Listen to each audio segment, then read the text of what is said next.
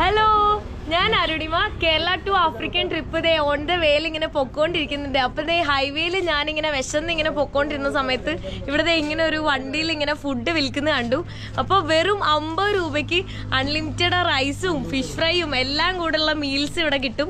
നൈറ്റും ഇത് അവൈലബിൾ ആണ്. ഫിലിപ്പീൻസിലെ ഏറ്റവും പ്രധാനമായിട്ടുള്ള ഒരു ഭക്ഷണമാണ് ഇത്. അതായത് ഇത് വിരിയാനായിട്ടുള്ള മുട്ടയാണ്. അതായത് ഇതിന്റെ ഉള്ളിൽ ഇങ്ങനെ എംബ്രിയോ ഉണ്ടാവും, കുഞ്ഞുണ്ടാവും. ഇത് ബലൂട്ട് എന്നാണ് ഇതിനെ പറയുന്നത്. അപ്പൊ ഇത് എന്റെ ഫ്രണ്ടാണ്. എനിക്കിത് കഴിക്കാൻ പറ്റുമോന്ന് അറിയില്ല, അതുകൊണ്ട് ഞാൻ എന്റെ ഫ്രണ്ടിനോട് കഴിക്കാൻ വേണ്ടി പറയാം. You can try. അപ്പൊ എങ്ങനെയാവും കഴിക്കേണ്ടതെന്ന് കാണിച്ചു തരൂ കേട്ടോ. This is how to eat balot. You must to take this. Then open the shell. Then baby chicken inside, you know. Baby നമുക്ക് കാണാൻ പറ്റും കേട്ടോ. But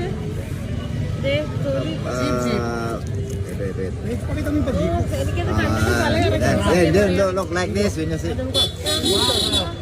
Then you must put a little sugar. no salt. Sorry, sugar അല്ല, salt. ഇപ്പൊ എല്ലാം തല തിരിഞ്ഞു പോകും. Salt. Then vinegar with chili. Yeah, you can put like this. കുഞ്ഞു കോഴി കുഞ്ഞിനെ നമുക്ക് കാണാൻ പറ്റും കേട്ടോ. ഉള്ളില് നോക്കി. Then after that, you must do it like this. Delicious. So delicious. ഒരു ട്രാവലിംഗ് ഒക്കെ ചെയ്യുമ്പോൾ പരമാവധി എക്സ്പെൻസ്, അതായത് ചിലവ് ചുരുക്കിയും കൊണ്ട് എങ്ങനെ യാത്ര ചെയ്യണമെന്നും, പിന്നെ അതുപോലെ തന്നെ പല വഴിയോരങ്ങളിലും ടെൻ്റൊക്കെ അടിച്ചിട്ട് താമസിച്ച്, അതായത് റൂമൊന്നും എടുക്കാതെ പരമാവധി ചിലവൊക്കെ ചുരുക്കിയിട്ട് യാത്ര ചെയ്യുന്ന ഒരു വ്യക്തിയാണ് ഈ അരുണിമ എന്ന് പറയുന്ന ഈ ഒരു ലേഡി. കാരണം ഈ ഒരു വ്യക്തിയുടെയൊക്കെ ട്രാവലിംഗ് വ്ളോഗൊക്കെ കാണുമ്പോൾ ഒരുപാട് സ്ഥലങ്ങൾ, അതായത് ഇന്ത്യ എന്നല്ല, ഇന്ത്യക്ക് പുറത്ത് ഒരുപാട് രാജ്യങ്ങൾക്കൊക്കെ ഒറ്റയ്ക്ക് യാത്ര ചെയ്ത്, അതല്ലെങ്കിൽ എന്താണ് നമ്മളിപ്പോൾ നടന്നു പോകുമ്പോൾ ഒരു വണ്ടി കണ്ടു കഴിഞ്ഞാൽ അതിന് കൈ കാണിച്ച് ലിഫ്റ്റ് ചോദിച്ച് യാത്ര ചെയ്യുന്ന ഒരു വ്യക്തിയാണ് ഇപ്പോൾ ഈ അരുണിമ എന്ന് പറയുന്ന വ്യക്തി. കാരണം നമുക്ക് ഒരുപാട് വീഡിയോസ് നമ്മൾ കണ്ടതാണ്, ഒരുപാട് ഇഷ്ടമാണ് ഈ ഒരു വ്യക്തിയുടെയൊക്കെ വ്ളോഗും കാര്യങ്ങളൊക്കെ. ഈ ഒരു വ്യക്തിയുടെയൊക്കെ വീഡിയോ നമ്മൾ ഈ ആഫ്രിക്കയിലൊക്കെയുള്ള വ്ളോഗും കാര്യങ്ങളൊക്കെ നമ്മൾ കണ്ടതാണ്. പരമാവധി എങ്ങനെയൊക്കെ റിസ്ക് ഒക്കെ എടുത്ത്, അതായത് ഒരുപാട് പ്രശ്നങ്ങൾ കൂടിയൊക്കെ തരണം ചെയ്ത്, ഒരുപാട് പ്രതിസന്ധികളൊക്കെ തരണം ചെയ്തും കൊണ്ടൊക്കെയാണ് ഈ ഒരു വ്യക്തി യാത്ര ചെയ്യുന്നത്. അതായത് ഒരുപാട് ദുരനുഭവങ്ങളൊക്കെ ഉണ്ടായിക്കുന്നു ഈ ഒരു വ്യക്തിക്കൊക്കെ. അത് ഓരോ ഇൻ്റർവ്യൂവിലും കാര്യങ്ങളൊക്കെ അയാൾ ഈ വ്യക്തി പറയുന്നുണ്ട്, ഈ അരുണിമ എന്ന് പറയുന്ന വ്യക്തി പറയുന്നുണ്ട്.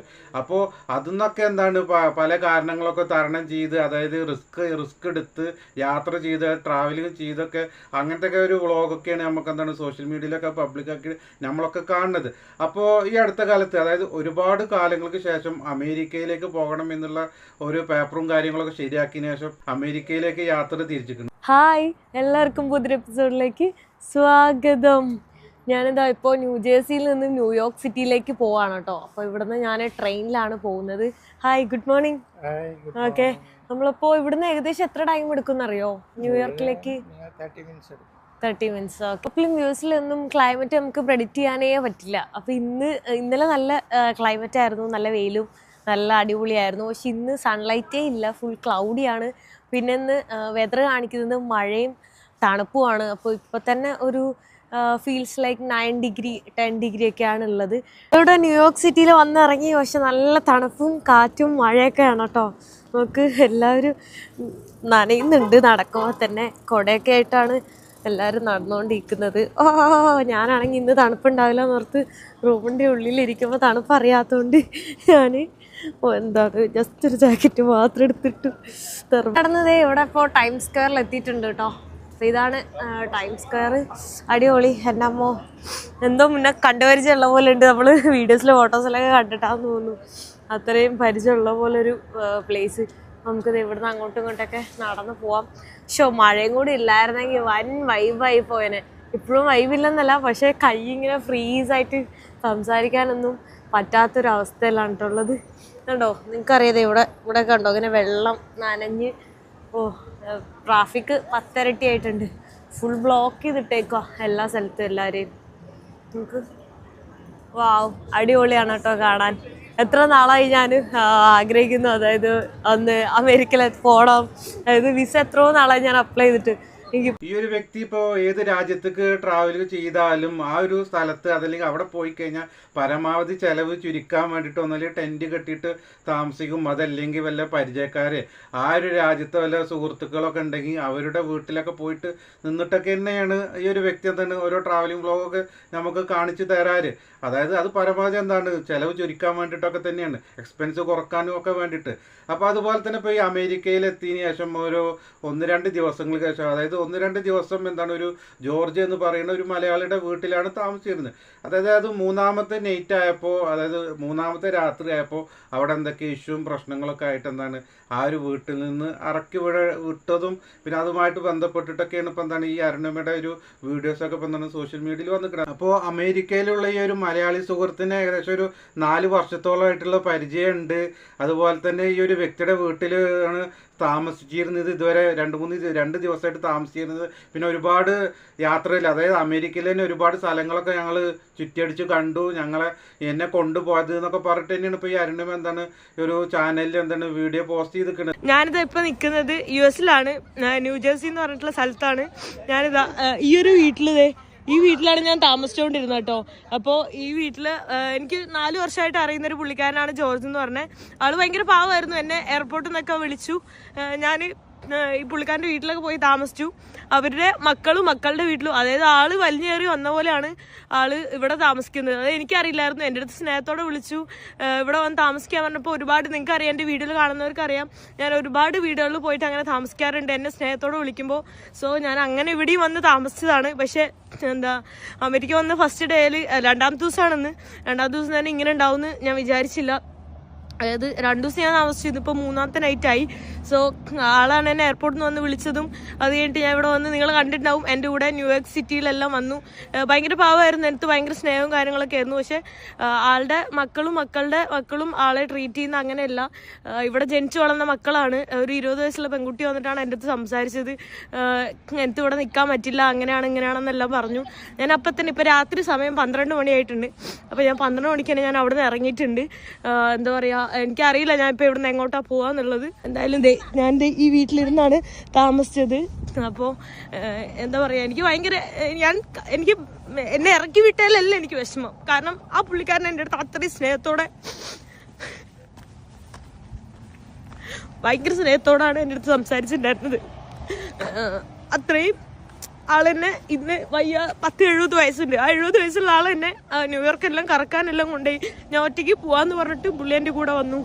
അതായത് അത്രയും എനിക്ക് എന്താ പറയുക, പക്ഷെ ആള് ഇത്രയും ഇവിടെ ഇങ്ങനെ സ്വന്തം മകളുടെ വീട്ടിൽ ഇങ്ങനെ ഇതായി നിൽക്കുവാന്നൊന്നും എനിക്കറിയില്ലായിരുന്നു.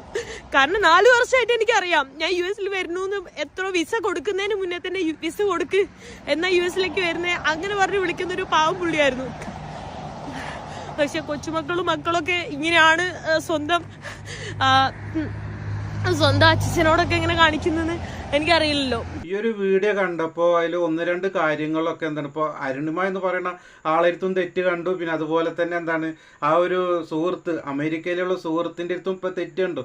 കാരണം എന്താണെന്ന് വെച്ചാൽ, നിങ്ങളെ വിശ്വസിച്ച് അതല്ലെങ്കിൽ ഇങ്ങനെ ഒരു സുഹൃത്ത് ഉണ്ട് എന്ന് പറഞ്ഞിട്ട് അതല്ലെങ്കിൽ ആ ഒരു സുഹൃത്തിൻ്റെ വീട്ടിലേക്ക് താമസിക്കാൻ വേണ്ടി വിളിക്കുമ്പോൾ 1-2 ദിവസം താമസിച്ചു. 3ാമത്തെ ദിവസം അവിടുന്ന് ഇറക്കി വിടുകയാണ്. പക്ഷെ ആ വിടുന്ന സമയം രാത്രി 12 മണി 1 മണിക്കൊക്കെ ശേഷം പുറത്തേക്ക് ഒഴിവാക്കുമ്പോൾ അതല്ലെങ്കിൽ വീട്ടിൽ നിന്ന് ഇറങ്ങി പോകാൻ ഈ ഒരു മലയാളി സുഹൃത്തിൻ്റെ വീട്ടിലുള്ളവർ പറഞ്ഞപ്പോൾ ഒന്നല്ലെങ്കിൽ അതിനെ സേഫായിട്ട് ഈ ഒരു വ്യക്തിനെ സേഫായിട്ട് വല്ല ഹോട്ടലിൽ എവിടെയെങ്കിലൊക്കെ ഒരു റൂമൊക്കെ സെറ്റപ്പ് ആക്കി ചെയ്ത് കൊടുക്കേണ്ടിയിരുന്നു.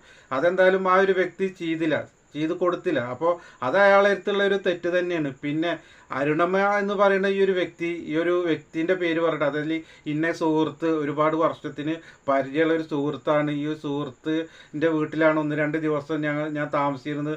3ാമത്തെ ദിവസം ഈ ഒരു വ്യക്തിൻ്റെ വീട്ടിലുള്ളവർ, അതായത് അമേരിക്കയിൽ ജനിച്ച് വളർന്ന ആൾക്കാർ, ഈ ഒരു വ്യക്തി മലയാളിയാണെങ്കിലും അവിടെ ഉള്ളവർ, അതായത് അവിടെ ഉള്ള ആൾക്കാർ അവിടെ ജനിച്ച് വളർന്ന ആൾക്കാരായതുകൊണ്ടും, അപ്പോൾ ആ ഫാമിലിപ്പെട്ടവരൊക്കെ ഈ അരുണിമനെ ഈ ഒരു വ്യക്തിനെയൊക്കെ അവിടുന്ന് ഇറക്കി വിട്ടു എന്നൊക്കെ പറഞ്ഞിട്ട് പബ്ലിക്കിൻ്റെ മുമ്പുക്ക് വരുമ്പോൾ, അതല്ലെങ്കിൽ അതിൽ തന്നെ പറയുന്നുണ്ട്, ഈ ഒരു വീഡിയോയിൽ തന്നെ പറയുന്നുണ്ട്, ആ ഒരു വ്യക്തി എന്ന് പറയുന്നത് അവിടെ തീരെ നിലയും വില ഇല്ലാത്ത മാതിരിയാണ് ജീവിക്കണേ എന്ന ലെവലിലൊക്കെ തന്നെയാണ് ഈ ഒരു അരുണിമ ഈ ഒരു വീഡിയോയിലൊക്കെ പറയുന്നത്. അയാൾ തന്നെ അവിടെ ആ വീട്ടിലൊരു അടിമ എന്നല്ല പറയണത്. അതായത് നമ്മൾ പറയല്ലോ ഒരു വിലയില്ലാത്തവർ, അതല്ലെങ്കിൽ ആ ഒരു വീട്ടിലൊരു ഒരു സ്ഥാനമില്ലാത്ത മാതിരി എന്നൊക്കെ പറയില്ല, അതുപോലൊക്കെ തന്നെയാണ് അയാളും അവിടെ ജീവിക്കണേ എന്നൊക്കെ പറഞ്ഞിട്ട്, അതായത് ആ ഒരു ലെവലിൽ ആ ഒരു ഇതിലാണ് ഇപ്പോൾ എന്താണ് അരുണിമ സംസാരിച്ചത്. അപ്പോൾ ആ ഒരു വ്യക്തിൻ്റെ എന്താണ് വീട്ടുകാർ, അതല്ലെങ്കിൽ ആ ഒരു വ്യക്തിൻ്റെ പരിചയമുള്ള ആൾക്കാർ, അതല്ലെങ്കിൽ അയാളെ നാട്ടിലുള്ള ആൾക്കാരൊക്കെ ഈ ഒരു വീഡിയോ ഒക്കെ കാണുമ്പോൾ ഇയാൾ ഇങ്ങനെ ആയിരുന്നു ഇത്രയും കാലം അവിടെ ജീവിച്ചിരുന്നു എന്നൊക്കെ ഒരു തോന്നൽ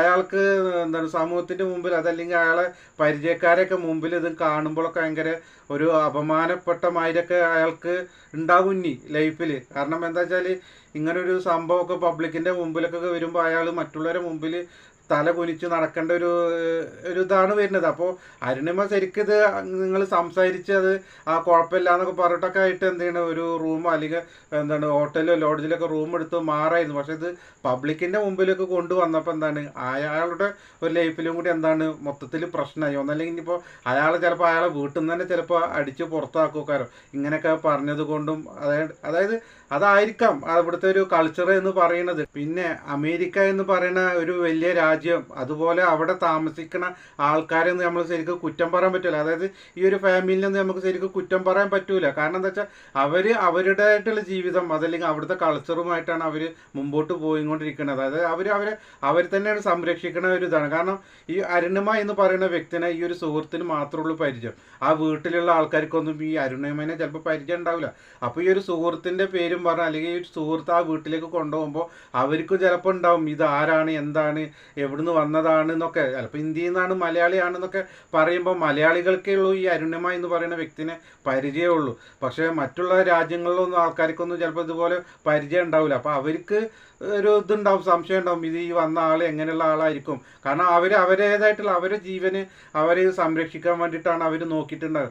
അതുകൊണ്ട് തന്നെയാണ് ഇങ്ങനെ ഒരു വ്യക്തിനെ അല്ലെങ്കിൽ ഒരാളെ ഇവിടെ താമസിക്കാൻ പറ്റില്ല എന്നൊക്കെ പറഞ്ഞിട്ട് എന്താണ് അവിടുന്ന് പുറത്താക്കിയിട്ടുണ്ടാകുക. പിന്നെ ഈ അരുണിമ എന്ന് പറയുന്ന വ്യക്തി, അതല്ലെങ്കിൽ ഒരു വ്യക്തി ഇങ്ങനെ പുറത്തൊക്കെ ട്രാവൽ ചെയ്യുമ്പോൾ, അതല്ലെങ്കിൽ ഇതേമാതിരി സുഹൃത്തുക്കളൊക്കെ വീട്ടിലേക്ക് പോയി താമസിക്കുമ്പോൾ പരമാവധി അന്വേഷിക്കുക, അവരുടെ വീട്ടിൽ വല്ല പ്രശ്നങ്ങളോ കാര്യങ്ങളോ എന്തെങ്കിലുമൊക്കെ ഉണ്ടാകുമോ, അല്ലെങ്കിൽ ഞാൻ വന്ന് നിൽക്കുമ്പോൾ അവിടെ സേഫ് ആണോ, അതല്ലെങ്കിൽ നിങ്ങളുടെ ലൈഫിൽ വല്ല പ്രശ്നങ്ങളും കാര്യങ്ങളൊക്കെ വരാതെ നോക്കണം.